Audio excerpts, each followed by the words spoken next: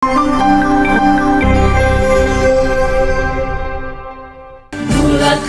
tekad kuatkan hati, negeri ini memanggilmu kawan.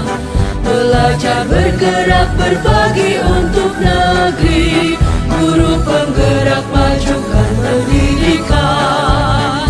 Guru penggerak menghamba pada murid, kreatif rancang pembelajaran, hargai potensi. Bismillahirrahmanirrahim. Assalamualaikum warahmatullahi wabarakatuh. Waalaikumsalam warahmatullahi wabarakatuh. Perkenalkan, nama saya Nur Hayati, calon guru penggerak Angkatan 10 Kabupaten Lombok Timur. Kali ini saya akan melakukan wawancara dengan kepala sekolah di tempat saya mengajar, yaitu di SD Negeri 1 Aimel dengan Bapak Mahmudin SPD. Ya.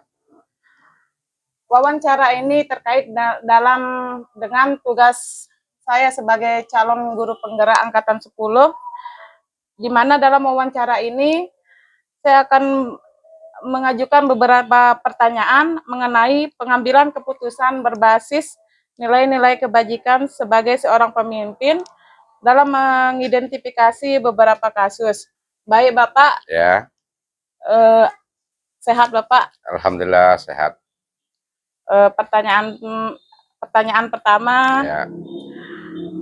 bagaimana Bapak selama ini dapat mengidentifikasi kasus-kasus yang merupakan dilema etika dan atau bujukan moral? Oh ya, terima kasih. Pertanyaan yang baik sekali. Biasanya saya tidak melakukan identifikasi secara khusus ya. Apabila ada keputusan, maka saya biasanya mengambil kesimpulan untuk sebagai bahan tindak lanjut tindakan berikutnya. Jadi itu dia.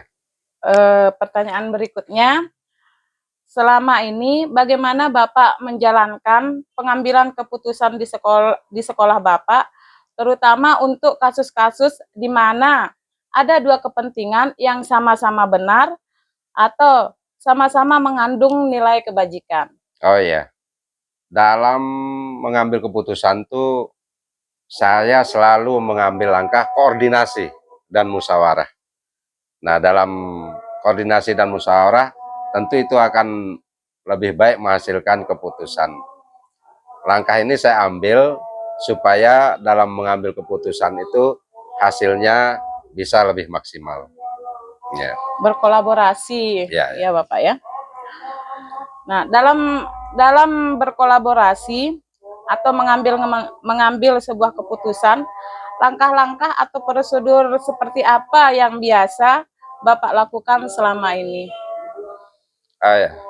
Prosedurnya tidak baku ya, dia bisa berkembang sesuai dengan situasi. Dan biasanya pengambilan keputusan di sekolah kita di sini melihat skala prioritas, Bu Guru. Ya, jadi skala prioritas, mana hal yang lebih penting dan mana hal yang masih dapat ditunda penyelesaiannya. Itu sih. Ya. Nah, dari hal-hal tersebut Bapak, hal-hal apa saja yang selama ini Bapak anggap efektif dalam pengambilan keputusan pada kasus-kasus dilema etika? Ya. Langkah yang efektif ya dalam mengambil keputusan pada kasus dilematika ini adalah musyawarah dengan beberapa pihak. Ya, kita harus musyawarah dengan beberapa pihak dengan memunculkan fakta-fakta yang relevan berkaitan dengan masalah yang ada.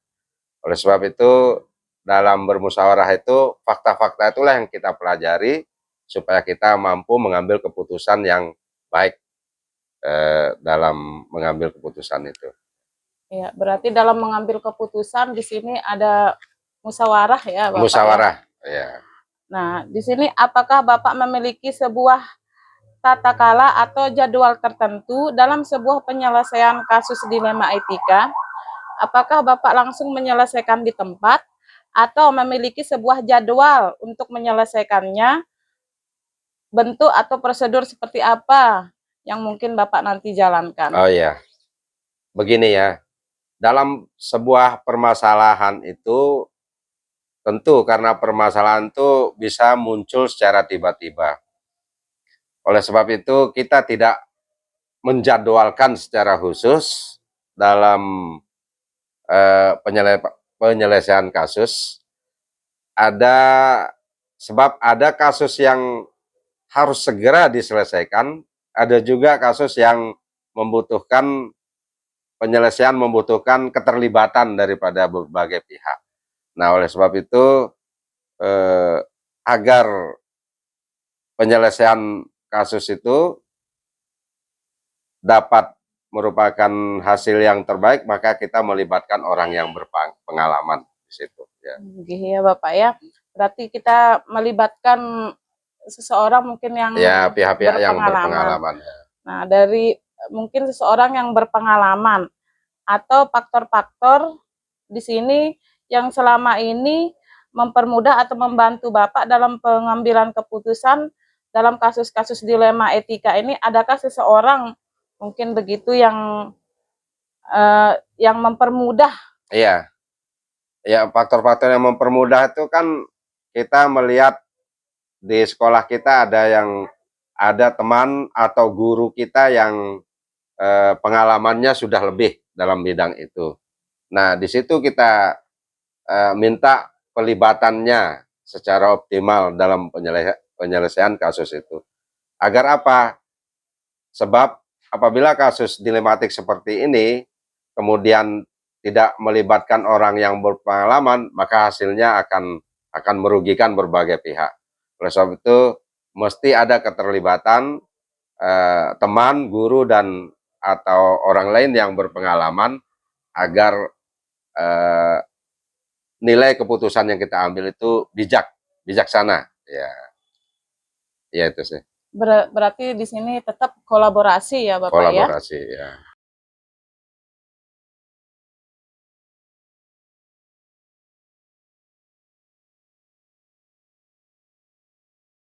Assalamualaikum warahmatullahi wabarakatuh. Perkenalkan, saya Nur Hayati, guru SDN 1 Aimel, calon guru penggerak angkatan 10 Kabupaten Lombok Timur. Kali ini saya akan melakukan wawancara dengan mengidentifikasi kasus di mana kasus yang saya akan identifikasi ini apakah dia termasuk dilema etika atau bujukan moral. Kali ini saya akan wawancara dengan Bapak Ismail Wahyudi, Wakil Kepala Sekolah SDN 1 Aimel Timur. Baik Bapak, selamat siang. Ya, selamat siang.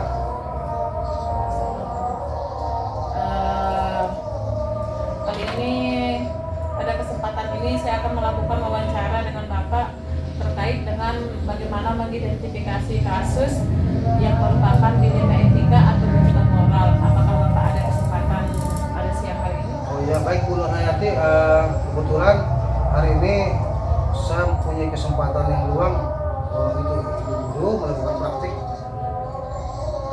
Apa tadi Bu? Mengidentifikasi apakah kasus itu bujukan moral atau dilema etika Bu ya? Iya. Baik Bu, saya punya waktu. Oke, kalau begitu kita mulai saja ya Pak Ismail. Saya mulai dengan pertanyaan pertama, yaitu selama ini bagaimana Bapak dalam mengidentifikasi kasus-kasus yang merupakan dilema etika atau bujukan moral? Jadi selama ini dalam mengidentifikasi kasus-kasus yang merupakan dilema etika atau bujukan moral itu, yang pertama nih Bu Nur Hayati, saya melihat dari segi hukum dulu. Apabila kasus itu apakah kasus itu melanggar hukum? Yang pertama, maka sudah tentu itu merupakan benar lawan salah kan? Nah, kemudian namun jika masih bisa dikatakan benar lawan salah, benar lawan benar begitu, maka dilema etika benar lawan salah. Namun jika apakah keputusan yang akan saya ambil antara benar lawan salah itu kan merupakan bujukan moral ya Bu Nur Hayati ya, atau sebaliknya juga benar lawan benar atau yang disebut dengan dilema etika seperti dijelaskan oleh Bu Nur Hayati tadi. Kemudian yang kedua, kalau memang kasus tersebut adalah dilema etika, itu berarti saya lebih menekankan pengambilan keputusannya yang bagaimana ya Bu Nur Hayati, yang tepat itu di sini adalah melakukan sebuah kebijakan karena tidak ada keputusan yang salah di dalamnya. Sedangkan kalau kasus itu bujukan moral atau bujukan moral itu adalah kan kasus benar lawan salah. Nah jadi di sana itu memang ada keputusan yang harus kita ambil secara bagaimana, secara bijak. Ya. Nah selama ini bagaimana Bapak menjalankan pengambilan keputusan di sekolah Bapak sendiri, terutama untuk kasus-kasus di mana ada di mana ada dua kepentingan yang sama-sama benar atau sama-sama mengandung nilai kebajikan. Oh baik Bu Nur Hayati, jadi selama ini kami mengambil keputusan di sekolah yang dengan beberapa cara. Yang pertama, sebelum kami mengambil keputusan terlebih dahulu, kami mengumpulkan fakta, kemudian mendata siapa saja yang terlibat di dalam kasus tersebut. Berikutnya adalah menganalisis benar salahnya. Berikutnya adalah kemudian baru kami akan membuat alternatif solusi dan membuat keputusan. Kemudian setelah itu merefleksikan serta kesemuanya masalah itu harus merefleksikan semua masalah itu sesuai dengan tingkat permasalahan yang tadi. Kemudian di sana itu kami juga mengawali dengan penelusuran masalah. Berikutnya kami akan melakukan pengambilan keputusan itu melalui penelusuran masalah, mengidentifikasi masalah, sehingga akan terbentuklah sebuah kesimpulan, dan dari kesimpulan inilah sebagai dasar kami di dalam mengambil keputusan. Kemudian yang berikutnya Bu Nur Hayati, yang utamanya di sini nih, yang menjadi prioritas kami dengan keputusan berpihak pada murid, tetapi tetap memegang teguh kebijakan-kebijakan. Iya. Berarti di sini dalam menjalankan pengambilan keputusan tersebut, langkah-langkah atau prosedur seperti apa yang bisa Bapak lakukan selama ini? Oh baik Bu Nur Hayati. Jadi seperti yang seperti yang sudah saya katakan tadi, langkah-langkah atau prosedur yang bisa kami ambil ketika kami membuat keputusan itu adalah yang pertama menentukan penyebab permasalahan, kemudian menentukan siapa yang terlibat, berdiskusi dengan warga sekolah, membuat beberapa solusi keputusan, kemudian menimbang lagi dari berbagai sudut pandang Bu Nur sebelum memutuskan. Dan setiap keputusan yang dilakukan dibawa di dalam, kita berdoa lah Bu Nur supaya keputusan itu benar-benar menjadi keputusan yang luar biasa.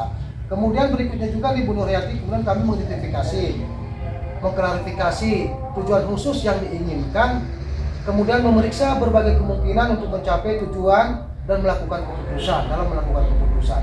Kemudian setelah mengidentifikasi masalah, kami melakukan diskusi dengan berbagai pihak yang terlibat untuk pengambilan keputusan yang terbaik. Itu dia. Iya. Setelah langkah-langkah yang Bapak ambil, nah hal-hal apa saja yang selama ini yang Bapak anggap efektif dalam pengambilan keputusan pada kasus-kasus dilema etika? Oh iya. Jadi hal yang selama ini dianggap efektif dalam pengambilan keputusan, yaitu yang pertama dengan menelaah siapa yang terlibat. Kemudian ya ini kasus ini terlibat nih, kasus ini bersifat urgen, kasus dilema dengan pengambilan alternatif diskusi. Kalau memang itu merupakan kasus dilema, berarti di sana itu ada pengambilan alternatif kami lakukan secara diskusi bersama-sama di sekolah. Kolaborasi. Ya, kolaborasi lah dengan rekan guru yang lain semuanya. Kemudian kami membayangkan sosok panutan untuk pengambilan keputusan secara bijak. Di sini siapa misalnya yang kami contoh sosok panutan yang kami gunakan di sini ketika melakukan keputusan, mungkin Ki Hajar Dewantara mungkin itu. Ya kemudian berikutnya keputusan yang diambil terkadang pernah juga sih melanggar prinsip keadilan bagi anggota yang lain. Karena seolah-olah seperti ada perlakuan yang istimewa dari pihak pengambil keputusan. Itu pernah juga terjadi. Tapi kami berusaha untuk menyepakati satu keputusan yang tidak berpihak kepada yang lainnya. Jadi selama ini dalam pengambilan keputusan tentu saja ada tantangannya. Iya, betul. hal-hal apa saja yang selama ini merupakan tantangan dan pengambilan keputusan pada kasus-kasus dilema etika yang pernah Bapak alami? Oh, tantangannya nih Bu Nur ya. Iya. Jadi mencari keputusan yang terbaik itu merupakan apa ya? Memang dilema etika di kita ketika memberikan keputusan. Ternyata keputusan yang kita ambil nanti jangan-jangan tidak nyaman dengan yang yang diberi sanksi misalnya seperti itu ya. Jadi yang bagaimana cara kami di sekolah ini dalam mengambil keputusan itu tidak menguntungkan kedua pihak atau merugikan kedua belah pihak. Tapi keputusan itu benar-benar menjadi sebuah keputusan yang sesuai dengan tingkat kasusnya begitu Bu Nur. Jadi saat keputusan diambil yang bertentangan keputusan dari pihak sekolah misalnya di sini ini yang sering membuat kami merasa merasa tertekan. Ada dilema etika di sini antara benar dengan melawan benar. Di satu sisi ya guru atau pelaku kasus yang terjadi di sekolah ketika kita akan diberikan sanksi dan orangnya juga melakukan yang baik gitu. Jadi bagaimana ya kami inilah menjadi tantangan kami ketika berkeputusan, dan keputusan itu yang dilakukan oleh guru yang terlihat baik selama ini.